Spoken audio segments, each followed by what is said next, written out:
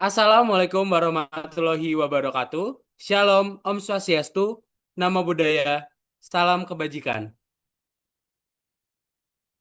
Kami akan membuat video presentasi mengenai laporan proyek kami yang berjudul Analisis Topik dan Sentimen Masyarakat mengenai kebijakan tes kompetensi akademik atau TKA sebagai syarat wajib seleksi SNBP 2026 pada platform YouTube.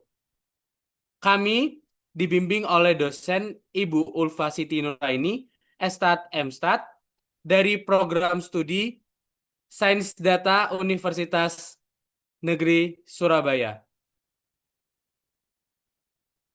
Saya Kevin Foreman Hutahayan dengan NIM belakang 095.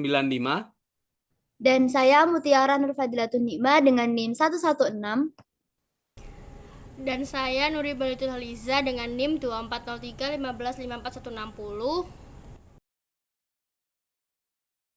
Bagian pendahuluan akan dijelaskan oleh rekan saya. Jadi yang melatar belakangi dari proyek kami itu adanya evaluasi kebijakan seleksi nasional berbasis prestasi atau berdasarkan prestasi atau SNBP dan penerapan tes kompetensi akademik atau TKA sebagai syarat wajib SNBP 2026 memicu diskusi publik luas, terutama di YouTube sebagai wadah opini masyarakat. Nah, proyek ini akan menganalisis komentar-komentar yang ada di YouTube untuk memahami sentimen, baik sentimen positif, negatif, ataupun netral. Dan topik utama yang muncul menggunakan teknik NLP, yaitu Natural Language Processing seperti TF-IDF, klasifikasi naive Bayes, dan pemodelan topik LDA. Hasil analisis diharapkan menjadi masukan berbasis data bagi pemerintah dalam menyusun strategi komunikasi dan pelaksanaan kebijakan TKA SNBP secara lebih efektif dan adil. Selanjutnya akan dijelaskan oleh rekan saya.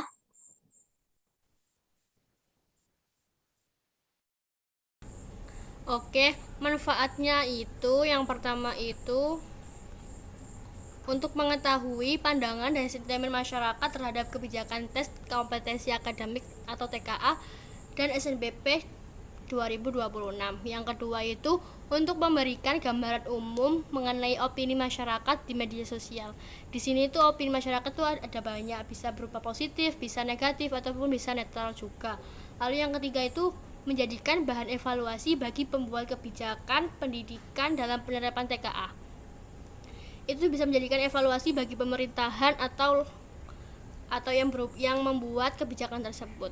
Yang terakhir itu untuk meningkatkan pemahaman masyarakat terhadap tujuan dan dampak kebijakan tersebut. Selanjutnya, Tujuan. Tujuan yang pertama kami melakukan proyek ini adalah mengidentifikasi isu-isu spesifik atau topik-topik kunci yang paling dominan ataupun yang paling sering diutarakan dalam kolom komentar pada YouTube mengenai TKA sebagai syarat wajib SNBP. Lalu yang kedua, melihat kesamaan komentar masyarakat mengenai pelaksanaan TKA sebagai wajib SNBP. Jadi pada kolom komentar itu kan pasti banyak sekali komentar-komentar yang sama. Nanti itu akan diberikan bobot dan diberikan nilainya. Lalu yang ketiga itu menghasilkan data dan temuan yang dapat digunakan sebagai bahan evaluasi bagi pembuat kebijakan pendidikan dalam penyesuaian dan penerapan kebijakan TKA.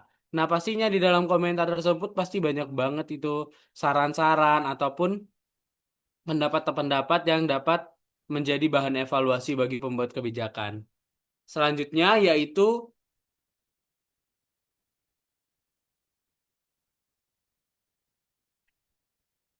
data yang digunakan. Nah, data yang kami gunakan sebagai objek project kali pemrosesan teks ini adalah komentar yang kami scraping melalui platform YouTube melalui videonya yang membahas kebijakan tentang tes kompetensi akademik atau TKA sebagai syarat wajib seleksi nasional berdasarkan prestasi tahun 2026.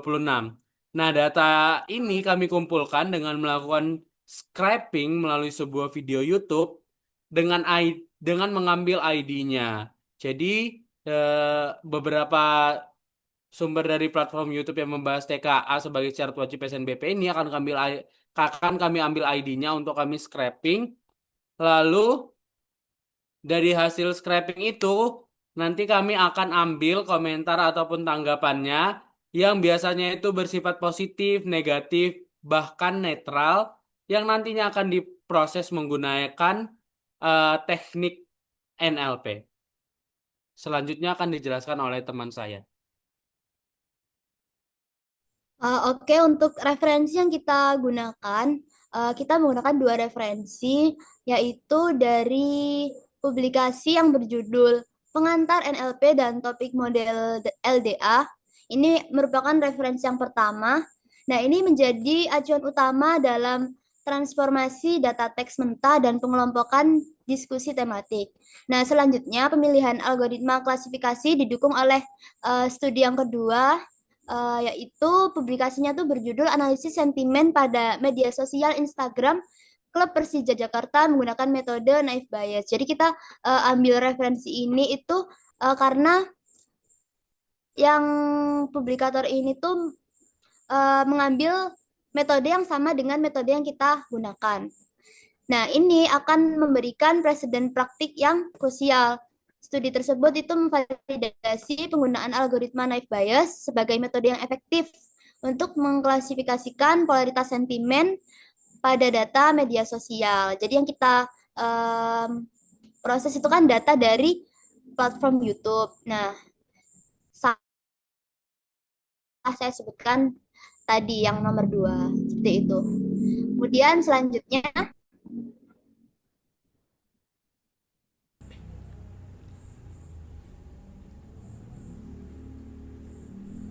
Oke, selanjutnya itu diagram alur dari proses project kita.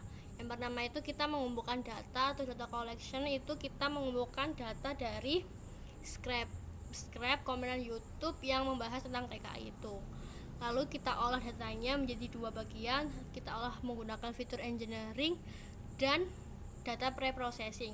Di fitur engineering itu nanti kita itu memecah komenannya itu menjadi kata-kata dan memberikan bobot untuk setiap katanya, sehingga nanti akan dijadikan bahan evaluasi dan analisis. Lalu yang kedua itu data pre-processing. Di sana kita akan mengcleaning komentarnya dan merubah emoticon yang tidak perlu ataupun kayak kata-kata yang tidak perlu dan diambil kata-kata yang baik atau kata-kata yang baku aja. Selanjutnya ada analisis topik.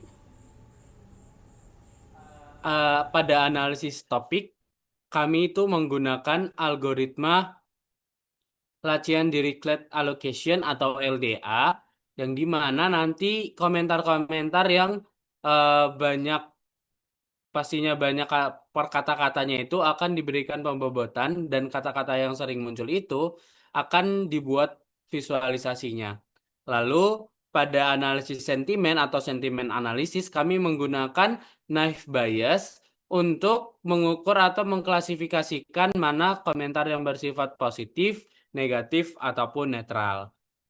Selanjutnya visualisasi akan dijelaskan teman saya. baik, untuk visualisasi hasil itu setelah kita melakukan proses-proses sebelumnya, jadi kita akan memvisualisasikan hasil yang telah kita dapatkan. Nah, jika di analisis topik itu kita akan menggunakan PLDA Vis. Nah, itu nanti akan outputnya itu ada lingkaran-lingkaran dan kata-kata frekuensi kemunculan kata-kata itu. Jadi nanti kita bisa tahu berapa persen kata-kata tersebut itu mempengaruhi suatu topik seperti itu. Kemudian jika di analisis sentimen itu kita menggunakan F1 score untuk memvisualisasikan. Itu merupakan metrik evaluasi yang kita gunakan.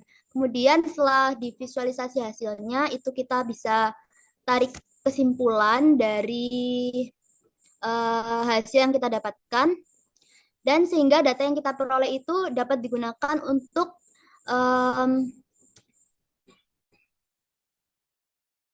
bahan evaluasi pemerintah atau atau membuat kebijakan yang bergerak di pendidikan. Seperti itu. Kemudian slide selanjutnya. Nah, kemudian selanjutnya ada proses pre-processing data. Di sini kita akan membersihkan, menstandarisasi, dan mengurangi kompleksitas data teks mentah sehingga siap digunakan oleh model machine learning dan topic modeling atau LDA. Jadi di sini tuh ada 3 proses. Yang pertama itu ada data cleaning. Nah, data cleaning ini berfokus pada penghilangan elemen-elemen non-tekstual dan tidak relevan untuk analisis sentimen dan topik. Jadi langkah ini tuh meliputi pembersihan emoji, kemudian pembersihan URL atau link-link mention, kemudian simbol retweet, kemudian ada lagi juga pembersihan angka dan tanda baca yang tidak esensial. Lalu dilakukan juga normalisasi spasi untuk standarisasi format dan scaffolding. Lalu proses yang kedua itu ada normalisasi slang. Nah, pada tahap ini tuh kan kita ambil data dari media sosial yang memiliki kemungkinan besar dia itu bahasa yang digunakan tidak baku karena itu merupakan komentar-komentar yang berasal dari masyarakat atau netizen. Itu mereka biasa menggunakan bahasa yang tidak baku, singkatan ataupun bahasa alay.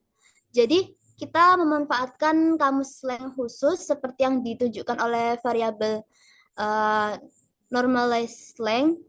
Nah, ini kata-kata yang tidak baku itu akan diganti dengan padanan kata baku. Jadi nanti ada kayak seperti kamus gitu dengan isi kata-kata yang baku yang kita akan jadikan padanan kata berikutnya seperti itu. Kemudian proses yang ketiga ada reduksi dimensi teks.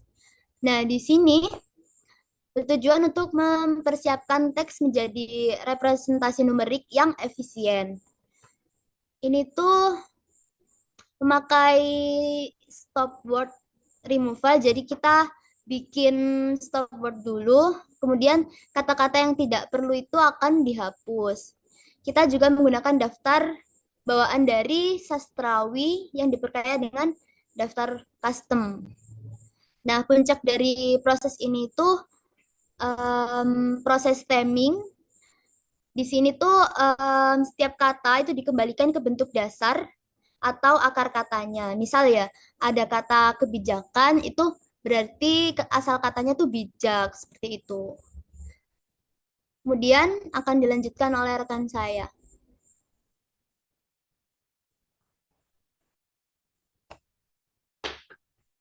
Nah, selanjutnya ada exploratory data analysis atau yang sering kita dengar itu EDA. Nah, setelah kita lakukan tahap pre-processing yang meliputi data cleaning, normalisasi slang, dan reduksi dimensi teks, kita itu melakukan EDA yang berfungsi sebagai kontrol kualitas. Kontrol kualitas yang dimaksud ini yaitu memverifikasi bahwa semua noise yang ada dan juga udah dilakukan pre-processing itu benar-benar udah gak ada lagi. Ya, itu termasuk tadi itu yang dijelaskan teman saya itu stop removal, pembersihan emot atau URL ataupun eh, teks yang terstandarisasi itu sudah kembali ke bentuk dasar atau stemmingnya. Nah, selain itu EDA ini mengidentifikasi istilah-istilah kunci dan topik yang paling sering muncul menggunakan word cloud. Jadi pastinya dalam kolom komentar itu ataupun setelah di pre-processing itu pasti banyak banget kan komentar-komentar yang sama dan juga udah dikasih bobotnya itu akan kami gunakan visualisasi word cloud untuk melihat kata-kata mana aja sih yang paling sering digunakan dalam eh, video dalam komentar video tersebut. Selanjutnya akan dijelaskan oleh rekan saya. Selanjutnya pengolahan data yang kedua, yaitu feature engineering, di mana di sana itu proses mengubah data mentah menjadi fitur yang lebih bermakna melalui pemilihan, pengolahan, dan pembuatan fitur baru dari data yang ada. Tahapan ini itu bertujuan agar model machine learning itu dapat lebih mudah memahami pola dalam data serta menghasilkan prediksi yang lebih akurat dan relevan. Nah, tahapannya itu ada 6. Yang pertama itu kita lakukan tokenisasi atau pemecahan kalimat menjadi kata. Nah, di sini itu bertujuan untuk memecah setiap kalimat menjadi kata yang ada dalam komentar, agar setiap kata itu dapat dianalisis secara terpisah sehingga memudahkan dalam proses pengolahan data selanjutnya. Yang kedua itu ada perhitungan frekuensi dan bobot kata. Jadi di sini itu kita hitung frekuensi kemunculan katanya ada berapa menggunakan metode convectorizer atau TF-IDF. Di sini itu kita membantu di sini itu untuk mengenali kata yang sering muncul atau kata-kata yang unik yang ada sehingga dapat dijadikan analisis selanjutnya. Lalu yang ketiga itu ada transformasi tes ke bentuk numerik. Jadi di sini itu setiap kata di seluruh dokumen itu akan dijadikan numerik agar prosesnya itu lebih mudah dikenali. Lalu yang keempat itu ada seleksi fitur berdasarkan frekuensi kata. Di sini penjumlahan frekuensi setiap kata di seluruh dokumen dengan tujuan menghapus kata yang jarang muncul. Jadi kata-kata yang tidak muncul itu tidak ditampilkan. Soalnya itu dia itu mempunyai bobot yang rendah. Jadi dia itu tidak begitu berguna. Lalu yang kelima itu ada tokenisasi menggunakan NLTK. Setiap teks kemudian dipecah kembali menjadi kata-kata menggunakan pustaka yang tadi itu NLTK. Langkah ini itu dilakukan agar setiap kata dapat dikenali dengan jelas dan diproses secara konsisten sebelum masuk ke tahap selanjutnya atau tahap pelatihan model word to vec. Yang terakhir itu ada pelatihan model word to vec dan penyimpanan data. Data yang sudah diproses itu kemudian diolah lagi dan disimpan menggunakan model word to vec dari pustaka Gensim. Model ini itu berfungsi untuk mengubah setiap kata menjadi bentuk angka atau vektor. Hasilnya itu nanti disimpan dan di dalam bentuk data frame agar dapat digunakan lebih lanjut. Oke, selanjutnya ada EDA pada tahapan hasil feature engineering. Yang pertama itu kita melihat panjang komentar. Kami meninjau panjang komentar ini itu untuk mengetahui jumlah kata yang digunakan dalam komentar YouTube dan mengambil bagian inti saja di setiap komentar. Lalu yang kedua itu ada menghitung kata yang sering muncul. Kita hitung kata yang sering muncul itu, lalu kita visualisasikan menggunakan word cloud. Semakin sering sebuah kata itu muncul, makin besar ukurannya. Lalu visualisasi ini itu membantu kami untuk mengenali kata apa yang sering muncul. Lalu yang terakhir itu ada mencari kata yang berpengaruh menggunakan TF-IDF. Di mana nilai TF-IDF itu yang paling tinggi itu menunjukkan bahwa kata tersebut itu unik dan berperan penting untuk membedakan isi pada setiap komentar. Secara keseluruhan hasil EDA ini itu untuk membantu memahami pola dan isi komentar dengan lebih jelas sekaligus menjadi dasar dalam analisis topik dan sentimen selanjutnya. Selanjutnya, metode. Nah, metode yang pertama kami gunakan pada proyek ini yaitu TF-IDF untuk melakukan pembobotan kata. Jadi, TF-IDF ini berfungsi untuk mengubah teks komentar menjadi representasi numerik yang dimana kata-kata kunci itu diberikan bobot dan kata-kata kunci yang penting itu akan diberikan bobot yang lebih tinggi. Selanjutnya itu kami menggunakan naive Bayes untuk mengukur dan mengklasifikasikan polaritas sentimen setiap komentar. Itu kami klasifikasikan menjadi 3, yaitu komentar yang bersifat positif, negatif, ataupun netral. Nah, dari setiap komentar ini dilakukan secara kuantitatif. Dan yang terakhir kami menggunakan LDA untuk melakukan permodelan topik dengan mengidentifikasi pola kata. Nah, LDA ini kami gunakan untuk eh, membuat menentukan pola kata yang membentuk tema-tema pada komentar utamanya. Lalu, kesesuaian metode dengan penyelesaian masalah dalam proyek. Next. Nah, yang pertama itu kesesuaian metode TF-IDF. Nah, kami menggunakan TF-IDF ini untuk melakukan konversi eh, teks kualitatif menjadi representasi numerik, yang dimana pada komentar itu kan pasti banyak kata-kata yang bersifat teks. Jadi itu TF-IDF ini sesuai untuk mengubah teks itu menjadi numerik. Lalu untuk tujuan analisis sentimen kami menggunakan metode klasifikasi naive Bayes untuk klasifikasi teks dan berfungsi untuk mengukur serta mengklasifikasikan polaritas sentimen tadi, yaitu positif, negatif, dan netral. Karena pada setiap kolom komentar itu pasti ada yang bersifat positif, negatif, ataupun netral, atau biasanya disebut pro, kontra, ataupun netral. Nah, sementara itu, untuk mengungkap isu-isu sentral yang diperdebatkan pada kolom komentar, kami menggunakan algoritma Latent Dirichlet Allocation atau yang sering kita sebut LDA.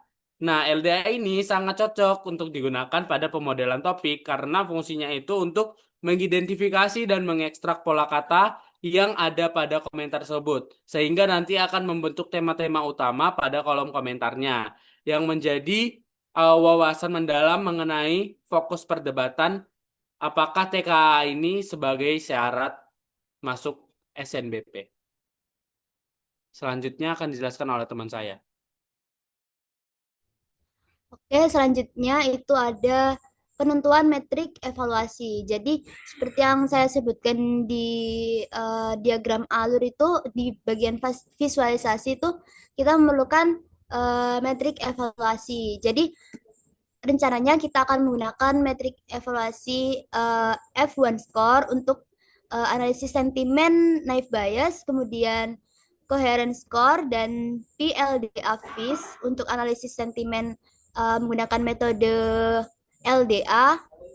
Nah, F1 score ini adalah metrik evaluasi yang mengatasi ketidakseimbangan kelas. Biasanya data pada media sosial seperti YouTube itu cenderung tidak seimbang. Jadi, misal ada 100 komentar. Nah, itu banyakkan komentar yang positif. Dia komentar negatifnya sedikit. Nah, itu menandakan adanya ketidakseimbangan kelas seperti itu. Nah, di F1 score ini memastikan model berkinerja baik di kelas minoritas. Jadi kelas minoritasnya itu lebih di modelnya bekerja di situ seperti itu. Kemudian metrik coherence score itu adalah metrik numerik yang mengukur seberapa sering kata-kata teratas dalam suatu topik itu muncul bersama-sama dalam suatu dokumen atau komentar yang sama. Nah, kemudian yang ketiga itu kita menggunakan PLDA FIS. Ini merupakan alat visualisasi interaktif, bukan metrik numerik seperti itu. Kemudian di sini itu dipastikan bahwa topik-topik yang ditemukan itu tidak tumpang tindih. Jadi artinya tumpang tindih itu dia memiliki pembahasan yang sama di suatu topik gitu. Selanjutnya ada rencana output proyek. Jadi rencana output proyek yang akan kita dapatkan itu yang pertama ada model klasifikasi sentimen. Kemudian yang kedua pemodelan topik LDA dan yang ketiga analisis korelasi sentimen. Jadi dari ketiga output ini nanti itu intinya kita mendapatkan analisis korelasi antara sentimen dan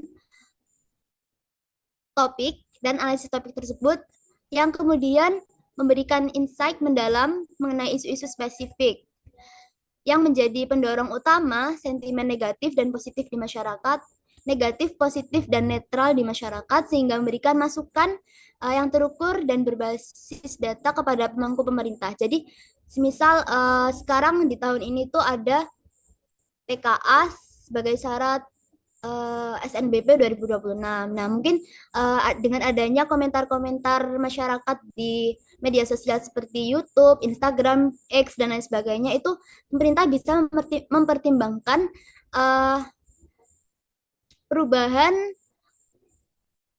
perubahan konsep ini. Jadi, kemungkinan di tahun depan itu jika pemerintah em, mengevaluasi dari adanya komentar itu, jika komentarnya positif, maka akan dijalankan terus konsep adanya TKA sebelum SNBP, seperti itu.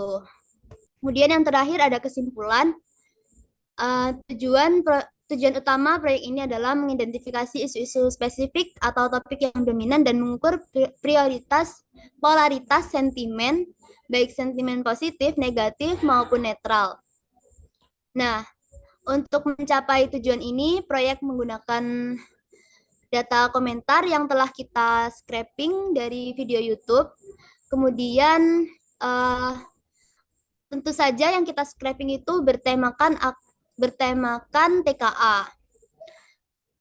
Secara metodologi, proyek ini akan mengadopsi teknik NLP, yaitu Natural Language Processing.